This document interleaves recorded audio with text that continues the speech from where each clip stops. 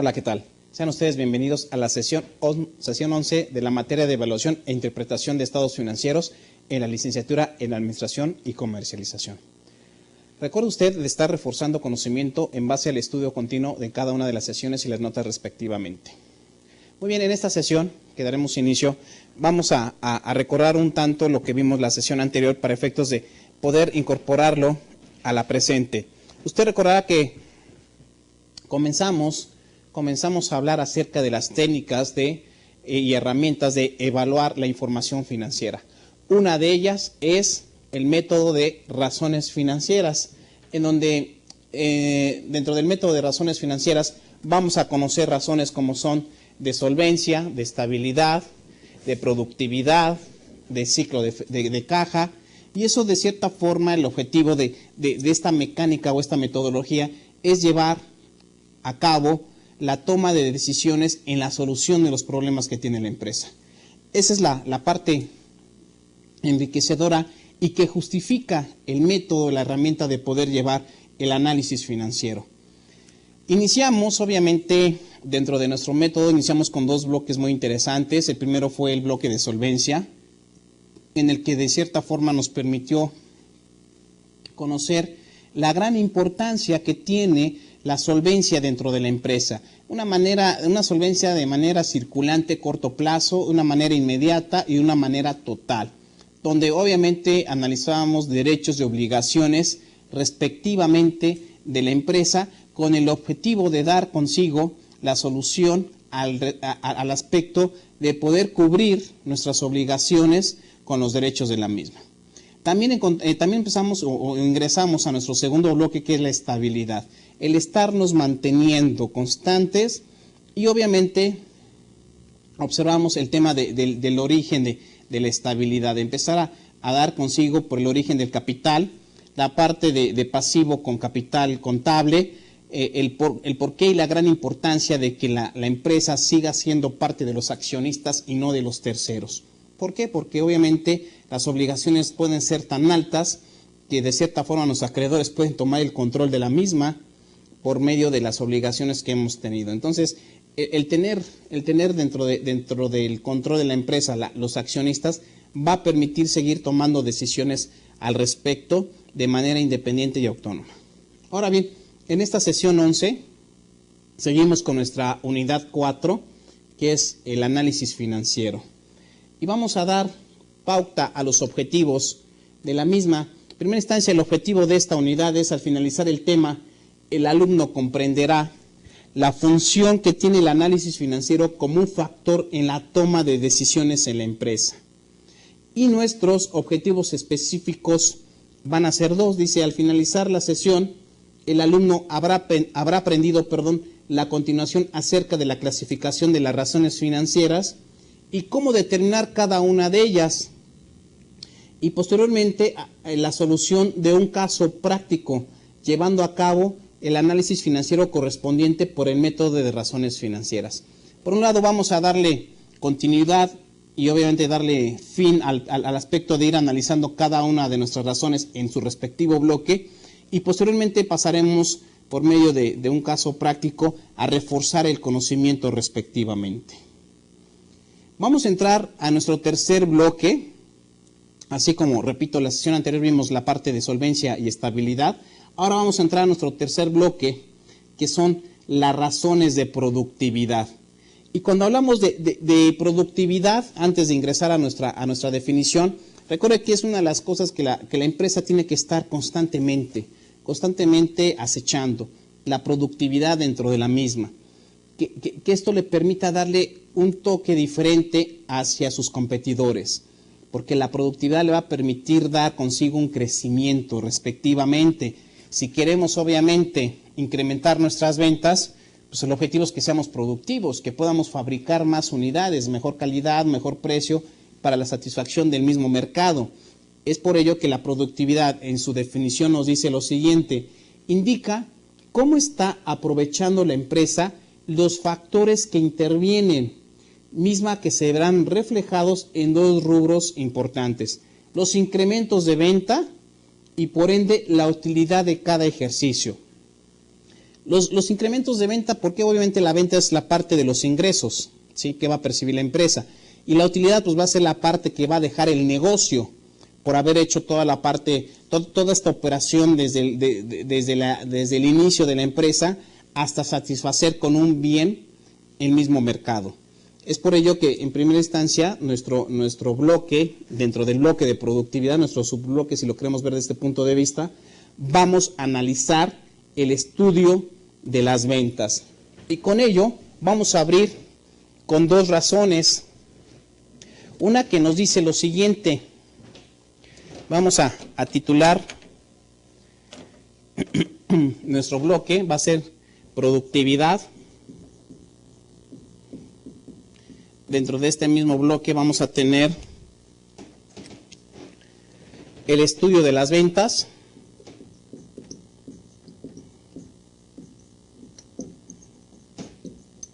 ¿Sí? Y dentro del estudio de las ventas vamos a ver nuestra primera razón, que nos dice las ventas netas entre el capital contable.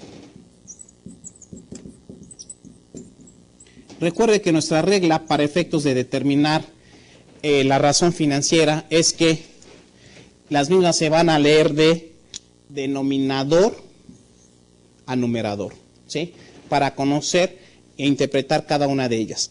Aquí, ¿qué es lo que estamos haciendo? Bueno, estamos determinando qué tanto el capital contable está teniendo injerencia hacia las ventas, ¿sí?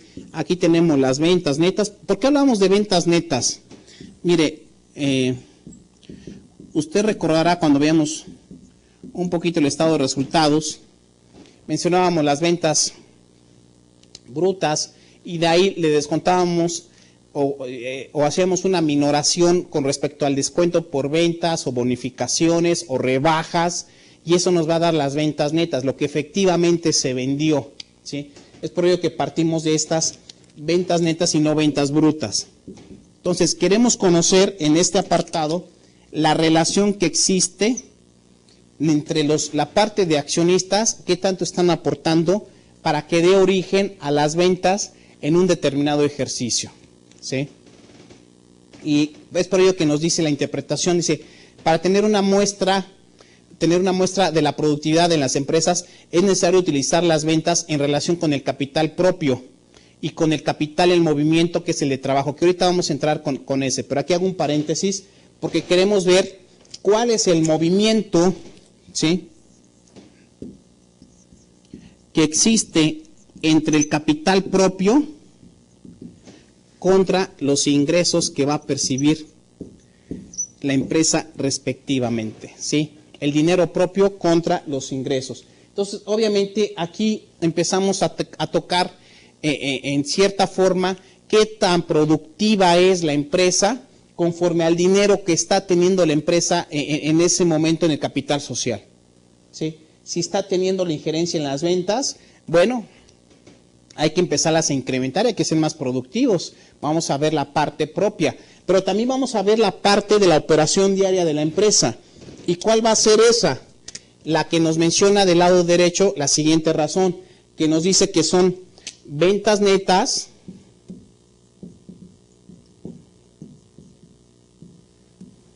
entre capital de trabajo.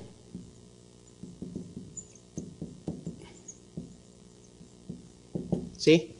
Ventas netas entre capital de trabajo. En ese sentido empezamos a observar el gran comportamiento que tiene el capital de trabajo. Recordemos que el capital de trabajo se va a dar en el momento, del motor de la empresa, ¿sí? Va a ser el motor que va a tener la empresa constantemente en la elaboración o en la operación diaria de la misma. El capital de trabajo, esto lo vamos a determinar obviamente, va a ser la parte de activo circulante y pasivo a corto plazo, ¿sí? Pasivo a corto plazo, ¿sí? La minoración. Ese va a ser el capital de trabajo. ¿Qué tanto tiene la empresa de capital para darle frente día a día la operación? Y obviamente al estar poniendo en jaque la parte operativa de la organización, pues queremos ver qué tanta injerencia tiene con las ventas, ¿sí? Las ventas, que es una parte fundamental dentro del proceso de los ingresos de la misma. Por ello, dentro de la definición nos dice lo siguiente, dice utilizar las ventas, las ventas en relación con el capital propio y con el capital en movimiento, ¿sí? Que es el del trabajo, que es el capital de trabajo, ya que estas ventas están supeditadas a la potencialidad de dichos capitales, ¿sí? Obviamente estas dos van a tener una cierta relación. Aquí lo vamos a ver, ventas netas. La relación que pueda tener consigo del capital de trabajo, ¿sí? Entonces, fíjese la relación tan íntima que pueda tener al mismo. Y obviamente el objetivo va a ser la parte de, no hay que perder de vista que estamos por la parte de productividad, ¿sí?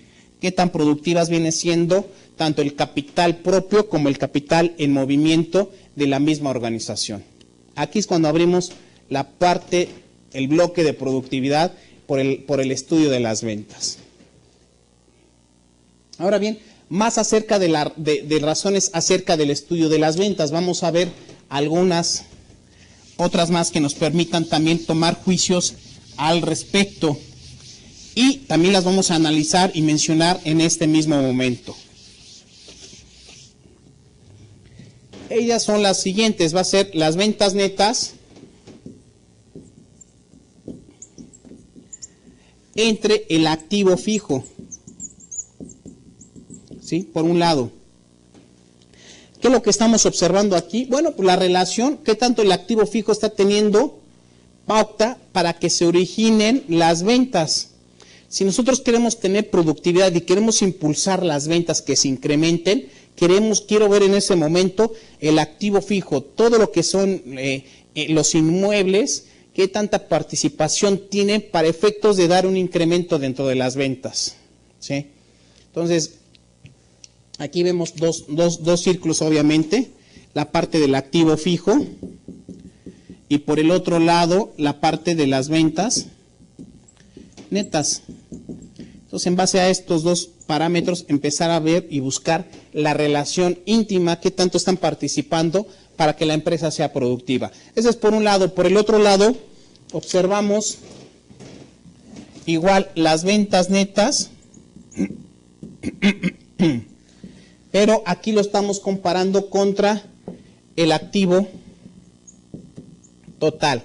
De igual forma, queremos conocer la relación que existe, ¿sí?, del activo total, qué tanto ha participado para efectos de que se originen las ventas netas. Y recuerde, una razón se lee de denominador a numerador respectivamente.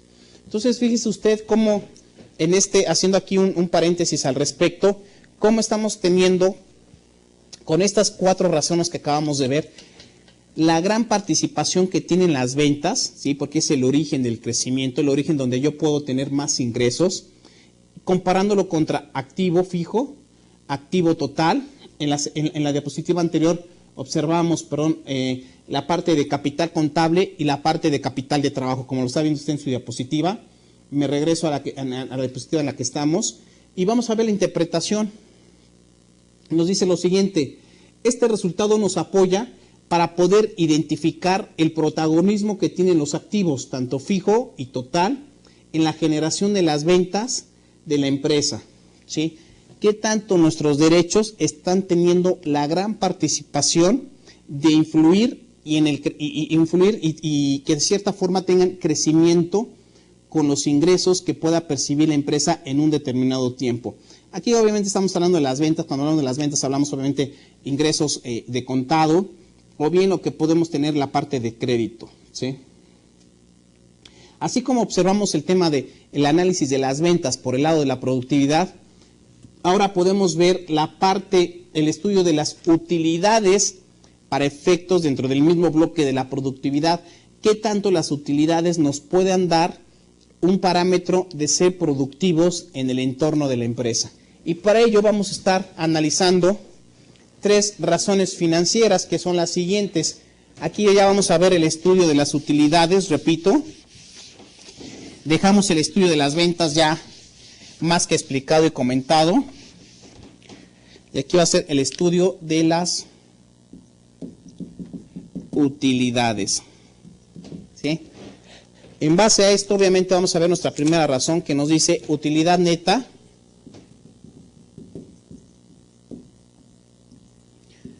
entre capital contable. ¿Sí? Aquí, ¿qué observamos? Bueno, recuerde usted, igual de la misma forma, denominador, numerador. ¿Sí? Y aquí lo que nosotros podemos presenciar es que qué tanto los accionistas están teniendo la injerencia en la utilidad, ¿sí? En la generación de utilidad, la parte de capital contable. Por ello nos dice nuestra definición, nos dice lo siguiente: la primera razón señala la productividad obtenida de acuerdo a la inversión propia. Es decir, en el capital contable se tuvieron que haber realizado inversiones dentro de la empresa, inversiones como son los activos fijos, ¿sí? En base a los activos fijos, ¿qué tanto me estuvieron redituando de utilidad respectivamente? ¿Sí? ¿Qué tanto estos activos fijos tuvieron una gran participación o poca participación para efectos de generar utilidad respectivamente? Nuestra siguiente razón es la utilidad neta, ¿sí?, entre el pasivo total más capital contable. ¿Sí? Aquí observamos, usted puede percatarse, en la parte del denominador estamos hablando obviamente tanto la parte de obligaciones como la parte propia, como es el capital contable. Usted puede presenciar que es la parte del balance que da equilibrio. Pero queremos saber, o la empresa quiere saber, que estas obligaciones y la parte de accionistas, ¿sí? Aquí estamos hablando pasivo total, que son los acreedores, capital contable, que es una parte de accionistas. ¿Qué tanta injerencia estos dos actores están teniendo para que se generen utilidades dentro de la empresa? ¿Sí? Por ello es que la interpretación nos dice lo siguiente: se tomarán en consideración no solo los recursos propios, sino además los recursos ajenos. Aquí están los recursos ajenos, ¿sí?, dentro del pasivo. Y por el otro lado están los recursos propios. ¿Sí? Ahí están los dos actores que permiten suponer y dar por analizar, por hecho, para efectos del análisis, el factor o la generación de utilidad respectivamente. ¿Sí? Y vamos a ver una última razón que es muy importante dentro de este proceso: la utilidad neta entre las ventas netas. ¿Sí? Aquí que lo que observamos, obviamente, una interpretación de denominador a numerador, y aquí el objetivo es conocer qué tanto las ventas tienen una participación para generar utilidad de la empresa. Por eso la interpretación nos dice: dará el rendimiento que por cada peso de ventas obtiene la empresa una utilidad, ¿sí? El rendimiento o la utilidad que pueda tener consigo. De igual forma, las ventas, obviamente estamos hablando de ventas por el aspecto de los ingresos, ¿sí? Vamos a verlo de una manera directa: ingresos. ¿Ingresos de qué? Pues obviamente de contado y de crédito, y la utilidad que haya tenido en el ejercicio respectivo. Aquí hay algo muy importante que considerar. En esta razón yo lo puedo aterrizar también de la siguiente forma: las empresas, obviamente, el objetivo es que generen una utilidad más considerable, ¿sí? Yo siempre le he llamado que es un factor triángulo inverso. ¿Por qué? Porque comúnmente las empresas tienen esta parte en el estado de resultados, tienen aquí las ventas y acá tienen costos y gastos. Y desafortunadamente este pedazo del triángulo viene siendo la utilidad neta, ¿sí? Es decir, pueden tener en cada uno de los años unas ventas muy altas, pero la utilidad representa un pequeño triángulo respectivamente, ¿sí? Estamos hablando de este triángulo que lo estoy sombreando aquí, ¿sí? ¿Qué es lo que en todo sería lo correcto dentro de la organización? Pues lo siguiente, que este triángulo se convierta en más o menos en un trapecio, ¿sí? Que de cierta forma aquí tengamos las ventas, ¿sí? Posteriormente viene la participación de costos y gastos, pero que al final esta sea nuestra utilidad neta, ¿sí? Al final esto que voy aquí a sombrear y a mencionar sea nuestra utilidad neta. Obviamente, en vez de hacerse de una manera de equilátero, se está haciendo una manera de trapecio, ¿sí?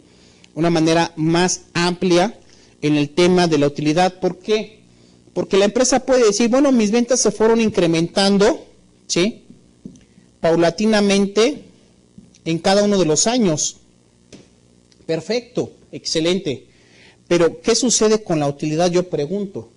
Si yo voy incrementando las ventas y también los costos y gastos y llego a la misma rebanada del pastel, pues caray, no, es como si no estuviera haciendo absolutamente nada.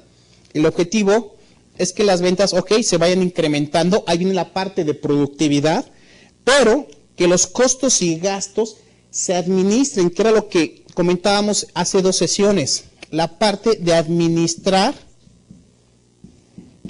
las erogaciones que tiene la empresa en base a los costos y gastos respectivamente, con el objetivo de que cuando llegue la parte de la utilidad, pues sea considerable para la propia organización, que diga, bueno, valió la pena el estar trabajando todo un ejercicio y logramos que nuestra rebanada del pastel, si lo queremos desde este punto de vista, fuera más amplia, fuera más satisfactoria. Y obviamente recuerde algo muy importante que no hay que perder de vista, la parte de generar valor, ¿sí? Recuerda usted las palabras que manejamos hace 2 sesiones, generar valor, maximizar las utilidades, maximizar el valor de los accionistas, maximizar el dinero, el crecimiento. Bueno, todas estas palabras están más que reforzadas en la imagen que le acabo de enseñar en este momento. Porque en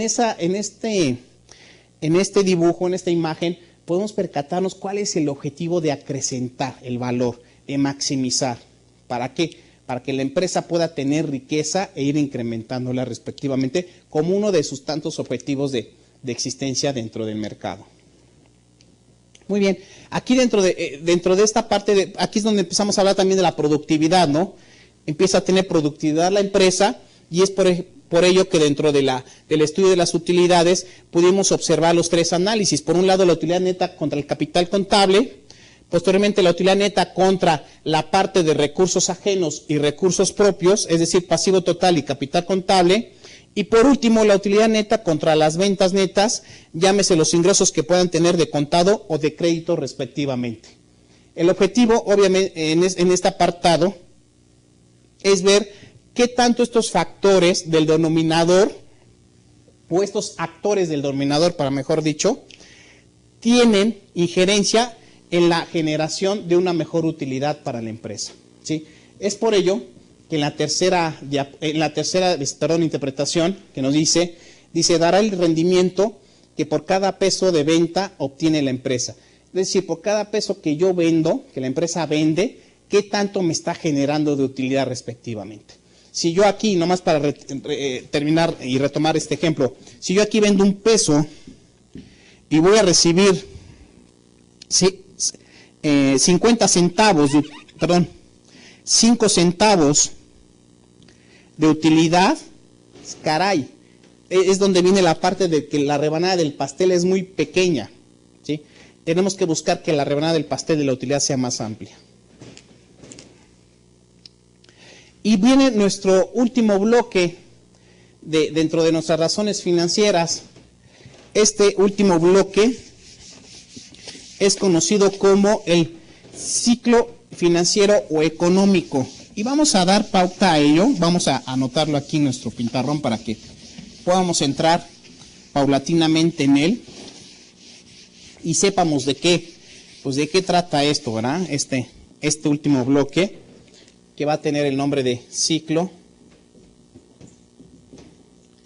financiero o económico. ¿Sí? Ciclo financiero o económico. Y vamos a dar definición al respecto para poder entender cada una de estas razones. Y nos dice lo siguiente, dice, nos indica cuántos días lleva a comprar materias primas, transformarlas, venderlas, pagarlas a los proveedores y recuperar el efectivo. Y aquí voy a hacer una pausa con esta definición. Cuando hablamos del ciclo, estamos hablando de etapas, ¿sí? Etapas que se hayan dado paulatinamente dentro del proceso. ¿Qué proceso? El que acabo de mencionar y lo voy a volver a repetir. Dice, el proceso desde que compro materia prima, ¿sí? La transformo, la vendo, pago a los proveedores y recupero el efectivo. Para ver un proceso muy concreto. Puede ser que en alguna empresa el proceso sea un poco más amplio, pero aquí lo estamos viendo de una manera muy concreta, muy generalizada, ¿sí? Por eso es que dice que es un ciclo. El ciclo desde que compro materia prima, la transformo, la vendo, pago a los proveedores y recupero el dicho dinero, ¿sí? Entonces, bajo este esquema, el ciclo se tiene que dar paulatinamente en cada una de las etapas de la empresa. Se cierra uno, es decir, desde que se compró materia prima se abrió el ciclo, se cerró en el momento que recuperé el efectivo, inmediatamente se abre otro ciclo, comprando materia prima y recuperando el dinero, y así sucesivamente. La importancia del ciclo, quiero recalcarle a usted, la importancia del ciclo es que el dinero debe estar en constante movimiento, ¿sí? El dinero no puede quedar estático, porque recuerde que el dinero tiene un valor por sí mismo. Entonces, si el dinero obviamente queda estático, no entramos al concepto de generar valor, no entramos al concepto de maximizar la riqueza, las utilidades. Es decir, ese tipo de palabras quedarían fuera cuando tenemos el dinero de una manera estática. El objetivo del dinero es estar dándole vueltas constantemente, que muchas veces escuchamos este tipo de palabras. Y aquí financieramente es cuando hablamos que tenemos que darle varios ciclos financieros. ¿Para qué? Para que el dinero vaya acrecentando, se vaya haciendo de una manera más pronta las ganancias y se vayan ya sea invirtiendo y se vaya creciendo, etcétera. Entonces, el objetivo del dinero es estarlo o tenerlo en un momento dado en constante movimiento para efectos de generar riqueza respectivamente.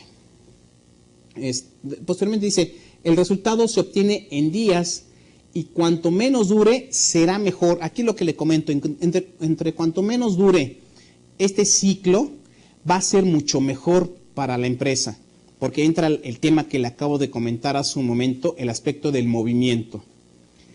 Y el cálculo se hace en 4 partes.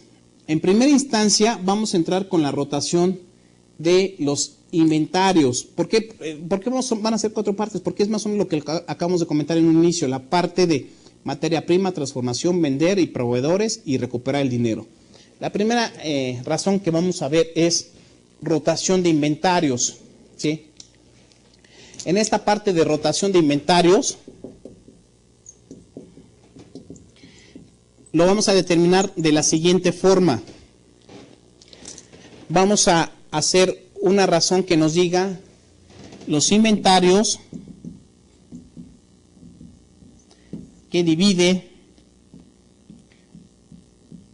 al costo de ventas, ¿sí? Y lo vamos a multiplicar por 360. El resultado, ¿sí?, nos los van a dar en días. Inventarios es una cuenta de de balance, ¿sí? Para no perderlo de vista, una cuenta de balance, ¿sí? Costo de venta, una cuenta de estado de resultados. Y los 360 días representa el año comercial. ¿Sí? El resultado, repito, va a ser en días. El número va a ser interpretado en días. Entonces, usted pues, se puede dar cuenta que aquí el objetivo es determinar qué tanto rotan los inventarios dentro de la empresa, cuántos días tarda en estar dando vuelta constantemente el inventario. Por el otro lado, observamos nuestra segunda razón, es una rotación, ¿sí? Una rotación de cuentas por cobrar. Cuando hablamos de rotación de cuentas por cobrar, hablamos del tema de los clientes, ¿sí? Esta razón la vamos a determinar de la siguiente forma. Va a ser los clientes que divide a las ventas por 360. Y de igual forma nos van a dar días, ¿sí? Repito, de nueva cuenta, para efectos de identificar cuentas, clientes es una cuenta de balance, ventas una cuenta del estado de resultados, y los días representa el año comercial. Los 360, representan el año comercial y el resultado nos va a dar en días. ¿Qué es lo que estamos determinando aquí? Bueno, pues en cierta instancia es conocer cuántos días tardamos en cobrar, ¿sí? ¿Cuántos días la empresa tarda en cobrar? Porque recuerde usted, las ventas se hacen de contado y de crédito. Aquí estamos tomando las ventas que se están realizando en manera de crédito. ¿Cuántos días me tardo en cobrar el dinero que me deben mis clientes? Eso es importante porque quiero cobrar para efectos de poder pagar mis obligaciones, ¿sí? Nuestra tercera fórmula, ¿sí?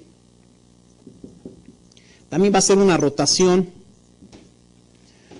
Esta rotación va a ser de proveedores o de cuenta por pagar, en donde la vamos a determinar de la siguiente forma. Van a ser los proveedores entre el costo de ventas. Y esto se va a multiplicar por 360 para que también nos dé los días. Ahora bien, vamos a ver qué significa cada una de estas cuentas. Proveedores, usted sabe que es una cuenta de balance. Costo de ventas, una cuenta de resultados. 360 representa el año comercial, ¿sí? Y el resultado nos va a dar en días. ¿Días en qué? Bueno, pues van a ser los días los días a los cuales nosotros le vamos a pagar a los proveedores. ¿Qué le vamos a pagar? Pues obviamente la materia prima que nos suministraron en un inicio, tenemos que pagar respectivamente los montos correspondientes a nuestras obligaciones. Entonces, obviamente aquí el objetivo es conocer cuántos días nosotros pagamos materia prima respectivamente. Y por último, viene la integración total, ¿sí? Que nos va a permitir conocer el ciclo financiero. El ciclo financiero lo vamos a dar por la siguiente fórmula. Van a ser nuestros días de inventario. Estos mismos les vamos a sumar los días de cuenta por cobrar y después le vamos a restar los días de cuenta por pagar para poder determinar, repito, nuestro ciclo financiero. ¿Sí? ¿Qué nos está diciendo en este apartado? Bueno, ¿cuántos días me tardé en el que esté dando vuelta el inventario dentro de la empresa? ¿Cuántos días me tardé en cobrar? ¿Y cuántos días me tardo en pagar? Y ahí va a estar el ciclo, ¿sí? Ahí va a estar lo que hace un rato le comenté, el movimiento que va a tener la empresa, el dinero, de la empresa constantemente. Ese va a ser el objetivo, darle movimiento constante, ¿sí? Darle movimiento constante al dinero de la organización, porque ahí va a generar usted el valor, va a maximizar, va a poder generar riqueza respectivamente y no tener el dinero estático, de una manera estática, que no de movimiento, porque obviamente va perdiendo o se va deteriorando el dinero por el tema del valor, ¿sí? En este aspecto, como bien se comentó en la definición, entre más pronto sea o menos dure los días del ciclo, va a ser mucho mejor para la empresa para seguir reproduciendo más dinero constantemente. Este es nuestro último bloque de ciclo financiero o económico. Este era el cuarto bloque. Y bueno, vamos a pasar a realizar un caso práctico en razones financieras para que nos permita conocer y profundizar más acerca de cada una de estos bloques que aprendimos, como lo fue la solvencia, la productividad, la estabilidad y el ciclo financiero o económico.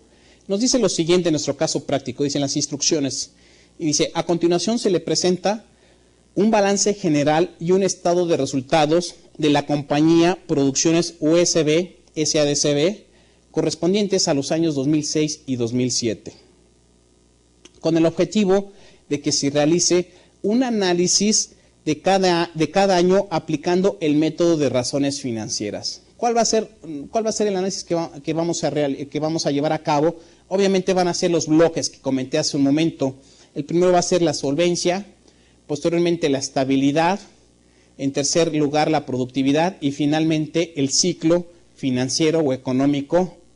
Y en base a esto vamos a ir interpretando constantemente en cada una de las razones y después de manera global en qué estatus se encuentra la empresa conforme a cada uno de estos apartados que acabo de hacer mención y que usted está observando en su diapositiva.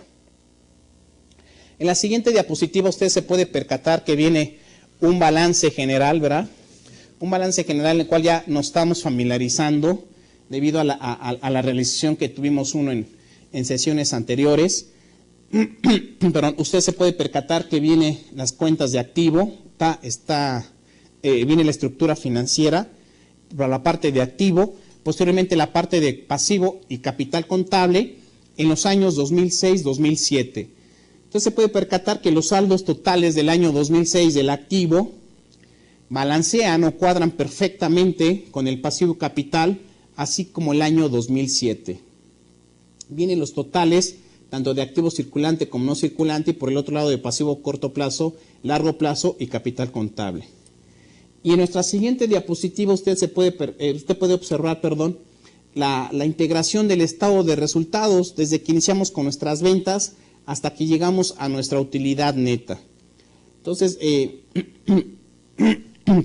base a estos apartados, pues vamos a dar inicio, si bien le parece a usted, la parte de razones financieras, y vamos a entrar con razones de solvencia, ¿sí?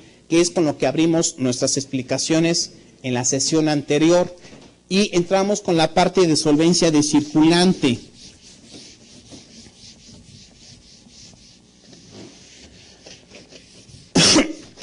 Vamos a mostrarlo aquí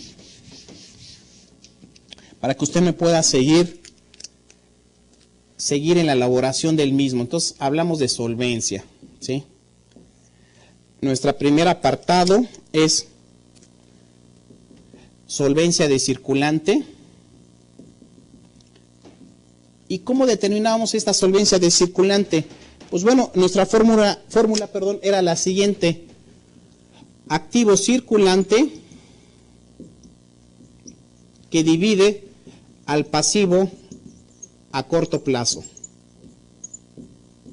¿Sí? Tenemos los años 2006 y 2007, que es la información que nos da la empresa para que nosotros realicemos el análisis respectivo. Pero lo voy a juntar un poco más para tener espacio, usted pueda percatar mejor los resultados. Aquí estamos. Muy bien. En primera, para poder hacer este método de razones financieras, tenemos que ubicar nuestras cuentas contables. Cuando hablamos de activo circulante, inmediatamente nos podemos remitir al aspecto del balance general, porque es una cuenta de balance, al igual que el pasivo a corto plazo. Ubicamos nuestros totales, ¿sí?, de activo circulante y pasivo a corto plazo, y usted se puede dar cuenta que en el año 2006 tuvimos de activo circulante 28,304 pesos. Y en el 2007 nuestro saldo fue de 29,391 pesos. En el pasivo a corto plazo, el saldo en el año 2006 fue de 13,260. Y en el año 2007 nuestro saldo es de 13,530. ¿Sí? ¿Qué es lo que tenemos que hacer? Bueno, pues hacer una división para poder determinar nuestro indicador, el factor que va a ser por consigo a interpretarse. Si usted hace la división de 28,304 entre 13,260, nos va a dar un resultado de 2,13. En el siguiente año, si hacemos la división de 29,391 entre 13,530, nos va a dar un resultado de 2,17. Recuerde usted y no pierda de vista la forma que le comenté de la interpretación. Una interpretación de denominador a numerador, ¿sí? Repito, de denominador, la parte de abajo, hacia numerador, la parte superior. Es como vamos a poder interpretar esta razón financiera. Vamos a interpretarla de esta forma y también vamos a dar pauta hacia lo que nos confiere la diapositiva. En la diapositiva la interpretación nos dice, como se puede observar, en primera instancia, la empresa cuenta con suficiente liquidez. ¿Por qué cuenta con suficiente liquidez? Mire, vamos a verlo desde este punto de vista. Aquí está el activo circulante y aquí está el pasivo a corto plazo, ¿sí? Por un lado tenemos 28,304 y en pasivo a corto plazo 13,260. Este análisis del 2006 para que nos estemos ubicando. Si lo vemos desde este punto de vista de las esferas, usted estará de acuerdo conmigo que si este pasivo circulante, esta esfera la ingresáramos aquí adentro, pues quedaría más o menos así, ¿verdad? El entorno, más o menos, ¿sí? Y aparte, cubriría perfectamente el activo circulante a nuestras deudas y todavía tendría un remanente, ¿sí? Un remanente respectivamente. Aquí podemos interpretarlo también de la siguiente forma: por cada peso que hay en pasivo a corto plazo, es decir, por cada peso que hay de deuda, existen 2 pesos con 13 centavos de activo circulante.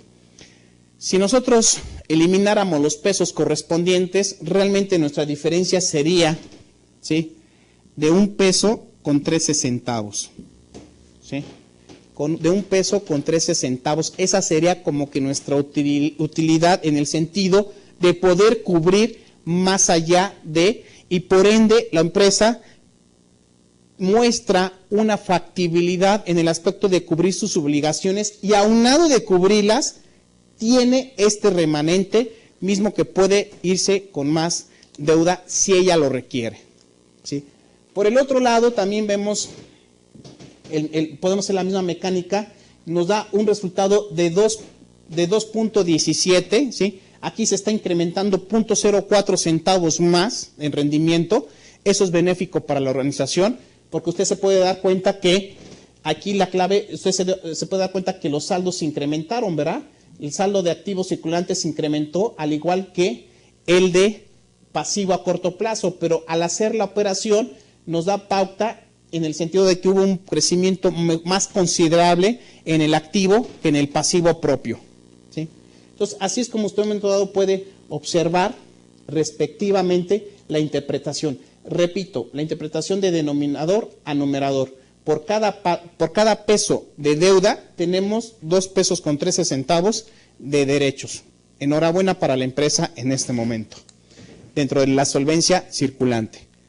Ahora, vamos a entrar con la solvencia inmediata, ¿sí? Aquí dejamos esta razón en este momento.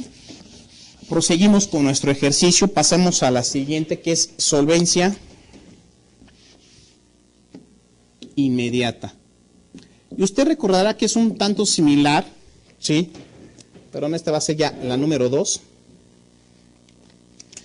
Y esta la vamos a determinar de la siguiente forma. Va a ser el activo circulante menos los inventarios entre el pasivo a corto plazo. ¿Sí? Volvemos a la mecánica que estábamos llevando consigo. Ubicamos nuestra cuenta de activo circulante dentro del balance y traemos un saldo de 28,304, que lo mencionamos en la razón anterior. Pero aquí vamos a tener que aminorarle el saldo de los inventarios, ¿sí? De igual forma, la cuenta de inventarios es una cuenta de balance, nos remotamos al mismo estado financiero y usted se puede dar cuenta que hay el saldo de inventarios es de 10,666. Eso lo vamos a dividir entre el pasivo a corto plazo, que ese saldo ya lo tenemos reflejado con antelación, que es de 13,260. Lo mismo vamos a hacer en el año 2007. Déjenme hacer un poquito al lado para que no podamos diferenciar un indicador del otro. Igual, nuestro saldo en activo circulante es de 29,391. Restamos los inventarios, que son de 11,480, y dividimos con el pasivo a corto plazo, que es de 13,530. Hacemos nuestras operaciones respectivas.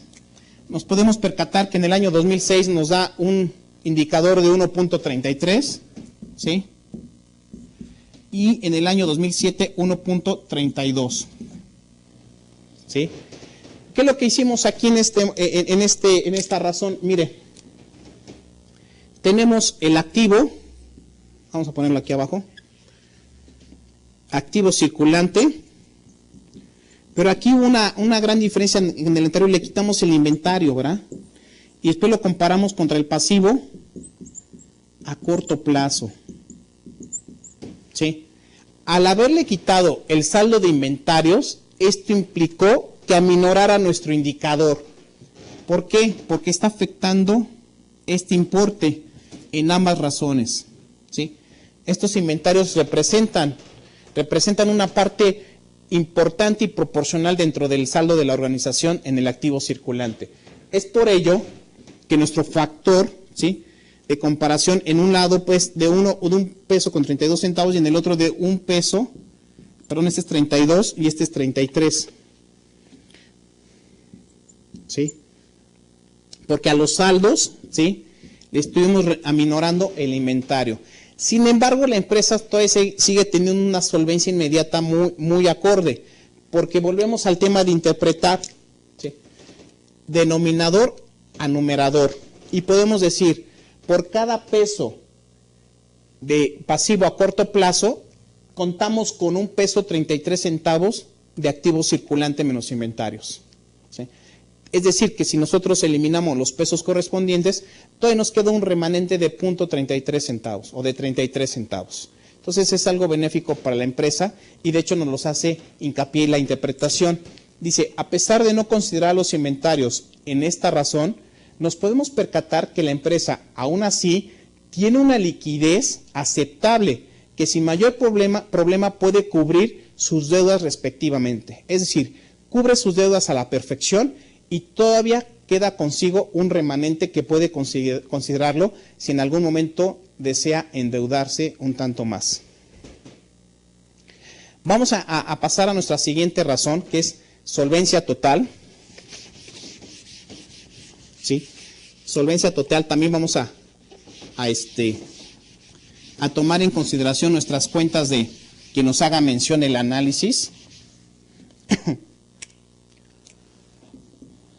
Solvencia total, y por un lado, para poderlo determinar, va a ser la división de activo total entre pasivo total. Por un lado tenemos el año 2006 y el año 2007. Vamos a traer nuestros saldos, nos remitimos a nuestro balance y observamos que en el activo total tenemos un saldo de 52.925 en el año 2006. Y en el año 2007 nuestro saldo es de 54.559. Eso obviamente lo vamos a dividir al pasivo total, que en el año 2006 tenemos un saldo de 27.105 y por el año 2007 nuestro saldo es de 26.180. Realizamos nuestras operaciones respectivas y usted se puede percatar que en el año 2006 tenemos un indicador de 1.95, ¿sí?